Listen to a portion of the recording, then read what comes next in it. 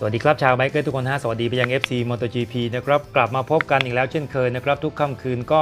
มาเจอผมได้ตรงนี้นะครับ1 ทุ่มถึง4 ทุ่มโดยประมาณทุกเรื่องราวทุกประเด็นทุกหัวข้อนะครับเราจะมาคุยกันเกี่ยวกับ MotoGP วันนี้จะขอคุยถึงประเด็นดราม่านะครับมีอะไรที่น่าสนใจที่พอจะให้ตามต่อได้ในการแข่งขันกาตาลุญญาเซอร์กิตที่สเปนในเมื่อวานนี้แต่ขอขีดเส้นใต้ขอในวงเล็บไว้ก่อนนะครับคำว่าดราม่าของผมในที่นี้ณคลิปรายการวันนี้ก็คือเป็นทั้งเหตุการณ์ที่น่าประทับใจนะครับเป็นทั้งเหตุการณ์ที่อาจจะน่าผิดหวังนะครับก็จะนำมารวบยอดมาคุยให้ฟังก่อนอื่นขอพูดถึงประเด็นของ2นักแข่งชื่อดังนะครับที่พลาดคะแนนด้วยการล้มแล้วก็ออกจากการแข่งขันไปดีกว่ากรณีแรกขอพูดถึงอังเดรียโดวิโซโซนะฮะนักบิดหมายเลข04ของดูคาติก็ต้องบอกว่าโดวิโซโซหมายมั่นปั้นมือพอสมควรนะฮะแม้ว่าจะคอลี่ไฟมาไม่ดีนะครับคือออกสตาร์ทคันที่17แต่แน่นอนว่าหลายคนยังเชื่อมั่นนะครับว่าเขาจะสามารถใช้พละกำลังเครื่องยนต์ของดูคาติที่ทรงพลังเหนือทีมเหนือแทบจะทุกทีมแล้วก็ฝีมือในการออกตัวของโดวิเนี่ยน่าจะพอที่จะทำให้เขาลุ้นท็อป10ได้อยู่อย่างไม่ยากไม่เย็น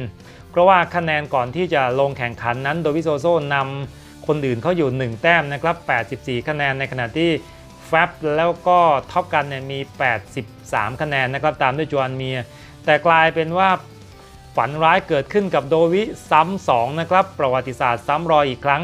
ทำไมต้องใช้คำนี้ทุกคนจำคาตาลุญญาเซอร์กิตปีที่แล้วได้ไหมฮะที่โรเรนโซเนี่ยไปกวาดเอา 3-4 นักแข่งชื่อดังเนี่ยล้มไปพร้อมกันในคราวนั้นนักแข่งที่โดนโรเรนโซกวาดไปนะครับที่มีผลกระทบก็มีตั้งแต่โดวิโซโซนะครับตั้งแต่มาร์วริกวีนาเลสนะครับแล้วก็วาเลนิโนรอสซี่นะครับแต่มาคราวนี้กลายเป็นว่าโดวิไปโดนกวาดในรอบแรกนะครับ รอบแรกโดนโยฮันซาโก้กวาดเข้าไปคนที่อาจจะมองไม่ทันเนี่ยอาจจะมองว่าโยฮันซาโก้เนี่ยเป็นผู้ร้ายหรือเปล่านะครับเป็นตัวที่นำความเดือดร้อนมาสู่นักแข่งคนอื่นๆหรือไม่นะครับจริงๆแล้วไม่ใช่นะครับจะไปโทษซาโก้อย่างเดียวก็จะไม่ถูกนะก็คงจะต้องให้ความยุติธรรมกับซาโก้เขาหน่อยเรื่องของเรื่องก็คือมันเป็นอย่างนี้ฮะซาโก้เนี่ยก็บอกว่าที่เขาหน้าพับลงไปแบบนั้นเพราะว่าไปเบรกกระทันหันสาเหตุที่เบรกก็คือคนที่อยู่หน้าเขาดานิโลเปตูชีนะครับนักบิดหมายเลข9ซึ่งก็เป็นทีมเมทของโดวิโซโซนั่นเองนะครับก็ไปสะบัดนิดนึงเราสังเกตได้จากภาพนี้เลยนะทุกคนจะเห็นว่าขาขวาของเปตูชีเนี่ยรู้สึกว่าจะลอยขึ้นมานะครับเปตูชีก็อาจจะเข้าโค้งเกินลิมิตไปหน่อยเพราะว่าในตอนนั้นก็แย่งเหลี่ยมแย่งลายกันใช่ไหมล่ะทีนี้ซาโก้เนี่ยเข้ามาใกล้ๆก็ตกใจนะครับก็คือถ้าปล่อยไปถ้าไม่แตะเบรกแน่นอนว่าจะชนกับเปตูชีแล้วเปตูชีเนี่ยอยู่กลางวงด้วยนะทุกคนถ้าเกิดว่าชนเปตูชีเนี่ยผมไม่อยากจะคิดเลยว่าอาจจะล้มเยอะกว่านี้นะครับอาจจะมีอย่างน้อยเนี่ย3 คัน 4 คันที่ล้มไปแต่พอโยฮันซาโก้แตะเบรกปุ๊บแน่นอนว่าหน้าเขาก็พับแล้วก็สไลด์ออกมาด้านข้างโดวิโซโซก็อยู่ตรงนั้นพอดีนะครับก็เลยกวาดโดวิลงไปในตอนแรกโดวิเองก็กำปั้นทุบดินเหมือนกันนะครับก็ผิดหวังเสียอกเสียใจนะครับเพราะว่าเป็นสนามที่เขาก็หวังเหมือนกันนะแม้ว่าเขาอาจจะไม่ได้เป็นผู้ชนะอาจจะไม่ได้ขึ้นโพเดียมแต่คิดว่าก็น่าจะมีคะแนนอยู่ในหัวตารางพอได้ลุ้นแชมป์โลกอยู่อะไรทำนองนั้นแต่กลายเป็นว่าพอล้มเสร็จปุ๊บก็ไม่สามารถที่จะกลับมาลงแข่งได้ใช่ไหมฮะแต่นักแข่งก็ไม่มีอะไรนะผมเข้าใจว่าโดวิโซโซเองก็น่าจะได้ดูในคลิปในอะไรนะครับดูหลายๆมุมก็จะเห็นว่ามันเป็นเหตุสุดวิสัยซึ่งล่าสุดเขาก็ออกมาบอกนะครับว่ามันก็เป็นปกติของเกมการแข่งขันเลยก็ไม่ได้ติดอกติดใจอะไรมากมายแค่รู้สึกว่าผิดหวังที่ตัวเองเนี่ยพลาดคะแนนไปแต่ก็ไม่ได้ว่าไปโทษโยฮันซาโก้นะฮะในส่วนของซาโก้ก็รู้สึกเสียอกเสียใจไม่น้อยนะครับที่มีส่วนทำให้โดวิเนี่ยพลาดเก็บคะแนนสำคัญไปแล้วตัวเองก็พลาดคะแนนด้วยเหมือนกันซาโก้ก็ให้เหตุผลนะครับว่าจริงๆเนี่ยเขาถ้าเกิดว่าเขาไม่มีทางเลือกจริงๆนะฮะมันมากระทันหันก็เลยแตะเบรกซึ่งก็อาจจะแตะแรงไปหน่อยหรือจะแตะยังไงก็ตามนะคือเข้าใจว่าชนอยู่แล้วถ้าไม่แตะปุ๊บนี่ก็ไหลไปชนเปตูชีนะครับเรื่องคงจะบานปลายไปกว่านี้ถ้าเกิดว่ามีนักแข่งหลายคนที่ล้มไปใช่ไหมครับนั่นแหละซาโก้ก็แสดงความเสียอกเสียใจออกมานะฮะมันก็เป็นเหตุสุดวิสัยจริงๆคราวนี้ก็ถือว่าจบดราม่าแล้วใช่ไหมครับสำหรับใครที่อาจจะมองว่าซาโก้ในใครขับใกล้ๆนักแข่งคนนี้เนี่ย โอ้นะหายนะจะมาเยือนอย่างนู้นอย่างนี้หรือเปล่าก็ไม่อยากจะให้มองอย่างนั้นนะครับเพราะว่าอุบัติเหตุในสนามแข่งเนี่ยผมเข้าใจว่ามันก็คืออุบัติเหตุจริงๆนั่นแหละอาจจะมีอยู่บ้างที่นักแข่งอาจจะแบบว่าเกินลิมิตไปหรือนักแข่งอาจจะพลั้งเผลอหรืออาจจะระวังตัวไม่ทันแต่สรุปก็คือคงไม่มีใครอยากให้ตัวเองล้มหรือไม่มีใครอยากที่จะทำให้นักแข่งคนอื่นๆเขาล้มแน่นอนนะครับจบประเด็นดราม่าตรงนั้นไปในส่วนของอีกคนนึงนะครับที่ไม่พูดถึงไม่ได้ก็คือพ่อหมอของเราเดอะด็อกเตอร์วาเลนติโน รอสซี่ผู้ที่มีโอกาสจะยืนโพเดียมครั้งที่200แบบมาลอมมาล่อหลายครั้งหลายคราวแล้วก็สนามนี้ก็เป็นอีกหนึ่งสนามที่ใกล้เคียงความจริงมากที่สุดนะในช่วงประมาณสักช่วงต้นเกมนะครับก่อนที่จะถึงเขาล้มไปเนี่ยนะรอสซี่เองเนี่ยออกสตาร์ทมาดีมากๆนะครับออกสตาร์ทมาอย่างสวยงามเลยมีโอกาสที่จะขึ้นนำด้วยซ้ำเพราะว่าแก็บเวลาระหว่างตัวเขาและผู้นำในตอนนั้นอย่างฟาบิโอ ควาตาราโรหรือว่าเจ้าแฟบเนี่ยก็ถือว่าห่างกันแค่ไม่ถึง1วินาทีนะครับประมาณ0.6 0.7 เท่านั้นเองแล้วในช่วงนั้นก็ทิ้งห่างอันดับ2ไปก็เกือบจะวินาทีแล้วครับนั่นก็คือฟรานโก มอร์บิเดลลี่นะครับทีนี้รอสซี่ก็มาเปิดใจนะครับถึงสาเหตุที่มันเกิดความผิดพลาดในครั้งนั้นลอสซี่ก็บอกว่ามันเป็นความผิดพลาดของเขาเองมันไม่ได้เกี่ยวกับอะไรมากมายหรอกเป็นการละใจร้อนนะฮะใครบอกว่าพ่อหมอยังวัยรุ่นอยู่นะครับทุกคน ยังใจร้อนอยู่นะเป็นความใจร้อนของตัวเขาเองนะครับเพราะว่า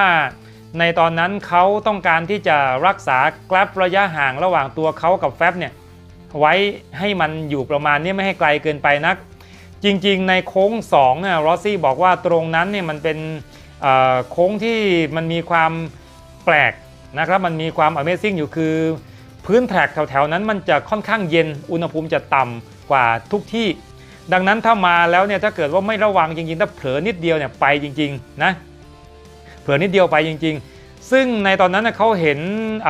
มอร์บิเดลลี่เนี่ยกำลังจะพลาดแล้วในส่วนนั้นทุกคนจำช็อตนั้นได้ไหมครับที่อยู่มอร์บิเดลลี่สะบัดแล้วก็หลุดออกไปแล้วก็เอารถอยู่นะครับลอสซี่ก็คิดในใจอยู่แล้วว่าเฮ้ยตรงนี้แสดงว่าน่าจะเกิดอะไรขึ้นกับพื้นแท็กแน่นอนก็ใจหนึ่งก็คิดไว้เหมือนกันนะครับแล้วก็เลยมองว่ามันเป็นโอกาสอันดีที่จะต้องรีบแซงแฟรงกี้ขึ้นไปพอแซงขึ้นไปปุ๊บแล้วใจความที่อยากจะชนะเนี่ยมันเข้าครอบงำจิตใจนะครับเพราะหมอบอกว่าอยากจะพอเห็นตัวเลขเวลาปุ๊บมันก็อยากจะรักษาแกลบเพราะว่ามั่นใจว่า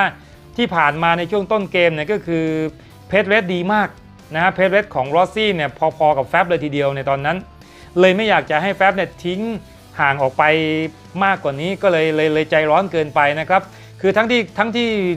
ตระหนักอยู่ว่าตรงนี้เนี่ยมันเป็นโค้งที่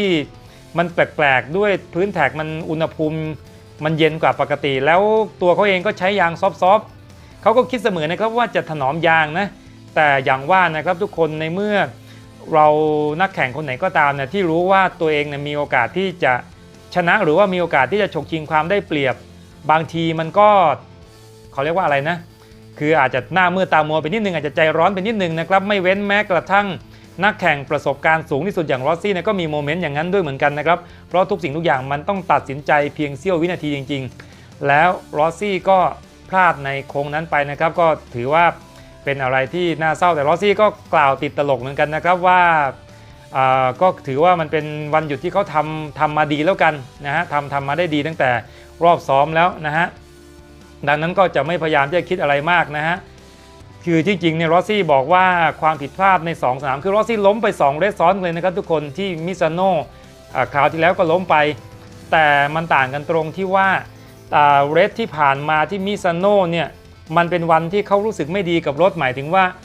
จูนตัวเองเข้ากับรถไม่ได้เลยนะครับตั้งแต่วันศุกร์วันเสาร์แล้วนะดังนั้นล้มไปมันก็ไม่มีอะไรที่อาจจะน่าเสียดายอะไรมากมายนักแต่คราวนี้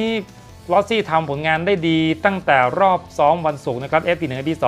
ไปจนถึงการคอลี่ฟายสิ้นสุดด้วยการออกสตาร์ทแถวหน้าอันดับที่3นะซึ่งมันเป็นโมเมนต์ที่เราอาจจะไม่ค่อยได้เห็นจอมเก่าคนนี้นะครับที่จะได้มาป้วนเปี้ยนแถวหน้าในการคอลี่ฟายดังนั้นลอสซี่ก็เลยอาจจะรู้สึกว่ามันก็รู้สึกเนนอยอยู่เหมือนกันนะครับก็ผิดหวังแต่ก็ยังมีไฟนะครับแต่ก็ออกมายอมรับว่าโอกาสที่จะคว้าแชมป์โลกเนี่ยน่าจะปิดตายแล้วล่ะคือก่อนหน้านี้เขายังมองนะครับในมิซานโน่เนี่ยแม้จะล้มไปแต่ลอสซี่ก็แอบหวังว่าตัวเองจะมีโอกาสได้เก็บคะแนนขึ้นมาในหัวแถวเพราะว่า อย่างที่ได้ทราบนะครับว่าคะแนน7 อันดับเนี่ยบนหัวตารางก่อนที่จะลงสนามแข่งเนี่ยทุกคนก็จะตามกันไม่เยอะหรอกเต็มที่ก็10 กว่าแต้มมันยังพอที่จะไล่นะแล้วเขาก็มองเห็นว่าตัวเขาเองมีศักยภาพพอเพราะว่าผลงานดีในรอบซ้อมรอบควอลิฟายไงก็เลยแอบหวังลึกๆในใจนะฮะว่าน่าจะ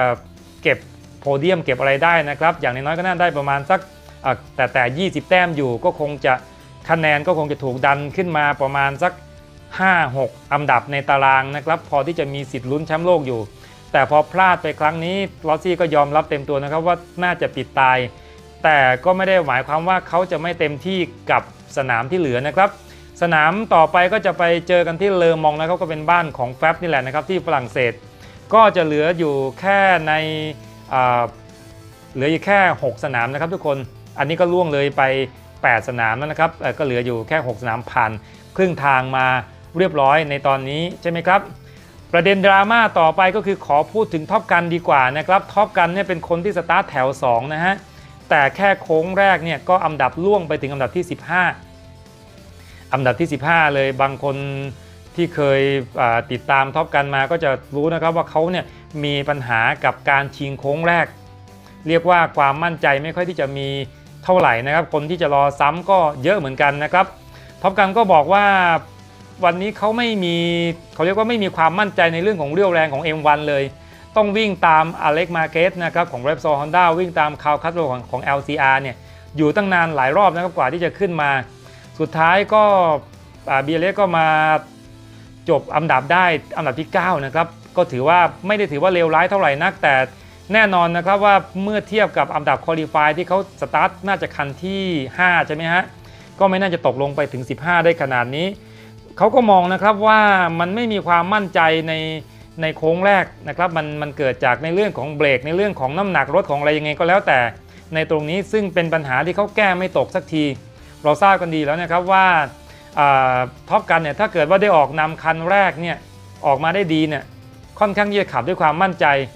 เขาก็เลยยอมรับตรงนี้นะครับว่าถ้าเกิดว่าเขาควอลิฟายมาได้ดีกว่านี้กล่าวว่าเขาอาจจะออกสตาร์ทติดท็อป3ท็อป4ได้เนี่ย